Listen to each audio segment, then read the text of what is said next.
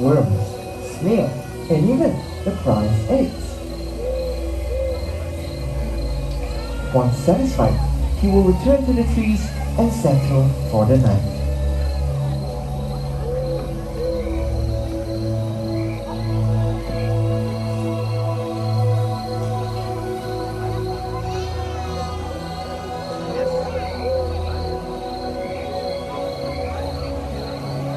As daytime animals settle down to sleep, the forest comes to life. Hidden amongst the shadows, nocturnal animals emerge from the dark silhouettes of the forest. With a body striped to provide perfect camouflage, a fishy cat appears along the riverbank. These cats love to swim and dive underwater. They wear a layer of short hair so dense that water cannot penetrate. It is this layer that will keep them warm and dry, even in chilly water. Fishing cats are rapidly disappearing due to habitat loss and poaching. They deserve our protection before this quiet hunter disappears forever.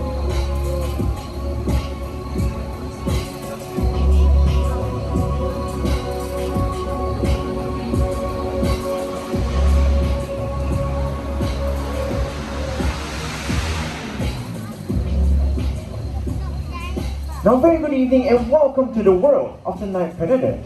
I've often been asked, how do nocturnal animals survive? Well, all-night creatures have unique adaptations for survival in the forest. For example, we have the binturong. Jet black in color, they are almost invisible at night. With their excellent eyesight and quiet ways of moving through the dense forests of Asia, they are able to pounce on small animals easily. Now everybody coming right up is Narnia, our binturong. Now birds' eggs happen to be their favorite food, but they also feed on fish, fruits, and other small mammals. Now, one very unique adaptation that these civets possess, now if Narnia is going to show us, would be they're very long and very powerful. 3 hands out here, and just like that. How about a big round of applause for Narnia, our binturong? Now that tail is extremely powerful and is able to support its entire body weight. Now for Narnia's case, he is about 14 kilograms, so you can see just how powerful that tail actually is.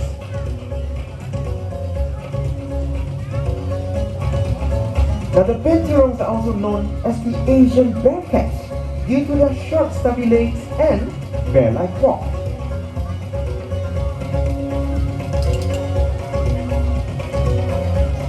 Now these binturongs can also live up to 20 years in the wild, relatively long for such a small mammal. There we go, how about we give it up for Narnia, our binturong. Now, while civets rely on their very keen sense of smell for survival, other nocturnal animals rely on their very acute hearing power. And for that, we are talking about the owls. Now everybody focus your attention to your third staircase. Coming down with Pavitra, we have rainbow owl great horned owl. Now great horned owls can be found in North America, and they're one of the largest owl species you can find in that continent. Now everybody focus your attention to your middle staircase. Coming down with Anne, we have Oscar, our Eurasian eagle owl. Now Eurasian eagle owls, like its name suggests, can be found in Europe and also in some parts of Asia. Now let's not forget our very, very noisy Midnight right here on first staircase. Now Midnight is a Malay fish owl, otherwise known as the Buffy fish owl.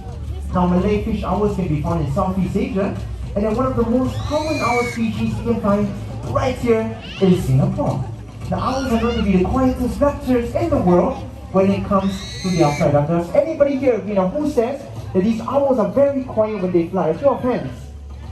Alright, I think I see quite a few hands, mostly the kids. Now we're going to demonstrate just that. But for that, we need everybody to please remain seated. Make sure your flashlights are all switched off. And focus your attention to Midnight. Alright, Midnight, whenever you're ready.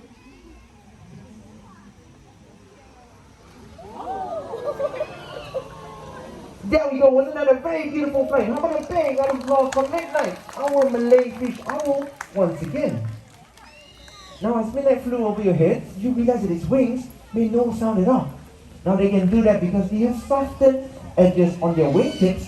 Now, this allows them to fly very, very silently over fields and meadows, and their prey will not even hear them coming. Now, here's another very interesting fact about these owls. Now, an owl can actually eat up to 1,000 mice in a year.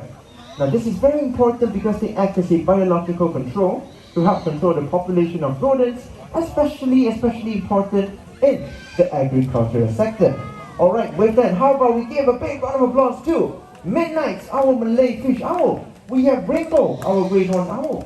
And let's not forget our trainers. Thank you guys. Now, I have not forgotten about the lovely Oscar right here. Now, we're not quite done with the owl segment just yet. But before we proceed, let me ask you guys one last question, alright? Now, if you guys know the answers, just shout it out as loud as you can. Now, does anybody here know to how many degrees an owl, like Oscar, can rotate his head? How many degrees? Just shout the answers. We have 360 degrees. Do we have any guesses from this side? Just shout it out. 180. Very, very close. Anybody from this side? 270 degrees is the correct answer. Good job. Now, an owl is able to rotate its head left to right 270 degrees.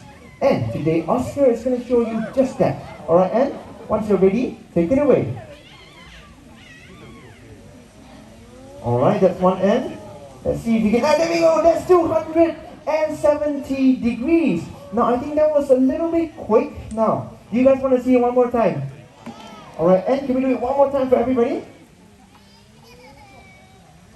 Alright, let's see if Oscar can turn all the way to the right. And there we go. That's another 270 degrees.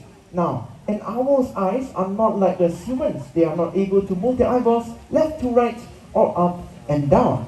Now, to be able to compensate, they need to rotate their heads 270 degrees to have a good look at their surrounding.